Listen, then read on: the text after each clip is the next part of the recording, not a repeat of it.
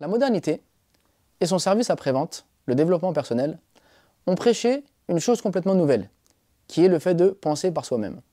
On entend maintenant toutes sortes d'influenceuses sur Instagram ou autres dire « il faut te libérer de tes préjugés, de tes manières de penser, et il faut penser par toi-même ». Les gens adhèrent à cette parole, et ils se disent effectivement « il faut que je me libère, que je pense par moi-même ».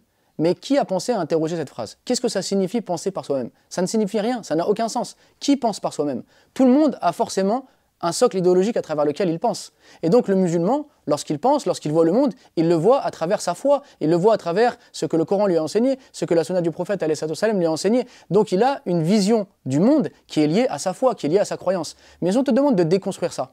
Ce n'est pas pour que tu penses par toi-même, parce que tu ne pourras jamais penser par toi-même, mais c'est pour que tu penses à travers l'œil de la modernité. C'est pour que tu penses à travers l'œil du développement personnel. C'est donc que tu penses à travers un socle idéologique qui n'est pas le tien. Mais pour qu'on puisse t'imposer ce socle idéologique, il faut d'abord qu'on déconstruise complètement ton socle idéologique de base, qui est ta foi, qui est ce qui te permet de vivre, d'être libre, et ce qui te garantit un chemin tracé vers le paradis, un chemin tracé vers un cheminement spirituel qui t'accompagne tout au long de ta vie pour te rapprocher de Dieu et pour pouvoir le voir dans le-delà. Mais si on te déconstruit tout ça et qu'on te propose de penser autrement, donc par toi-même, c'est pour en fait que tu puisses penser par ce que ces influenceurs ou ces influenceuses veulent de toi, par ce que ce monde moderne pense de bon et de mauvais, et donc finalement de te remplacer ton socle idéologique par un autre. Cette vision moderne, cette vision issue de la modernité, qui est donc une conception nouvelle du monde, une conception qui est en rupture de la tradition, a été absorbée, a été bue par de nombreux musulmans, de nombreux musulmanes, qui aujourd'hui se jettent donc dans le développement personnel et proposent aux gens de penser par eux-mêmes.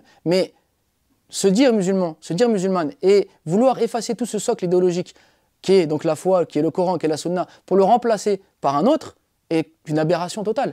Ce n'est pas parce que la personne est musulmane, ce n'est pas parce qu'elle porte un voile et qu'elle nous propose de nous épanouir avec des systèmes mis en place par cette modernité que l'on va s'épanouir. Le véritable épanouissement passe par la spiritualité. Et cette spiritualité n'est pas quelque chose d'extraordinaire, n'est pas quelque chose qui demande de connaître des codes bien particuliers. C'est le fait de pratiquer ces 5 piliers au quotidien, le fait d'apprendre à connaître son Seigneur en méditant et en lisant donc le Coran au quotidien. C'est avec cela, finalement, qu'on va penser par nous-mêmes, c'est-à-dire penser par notre socle idéologique à nous, qui nous permet de nous épanouir dans ce monde et d'avoir la garantie de pouvoir rencontrer Allah Azza wa Jal dans le paradis. Mais tout le reste n'est qu'un mirage, n'est que des idées complètement fausses qui paraissent belles en apparence, mais qui en fait nous mettent dans un modèle de domination pas possible, d'aliénation pas possible, et qui nous empêchent d'être nous-mêmes, c'est-à-dire d'être tel que notre religion veut que l'on soit.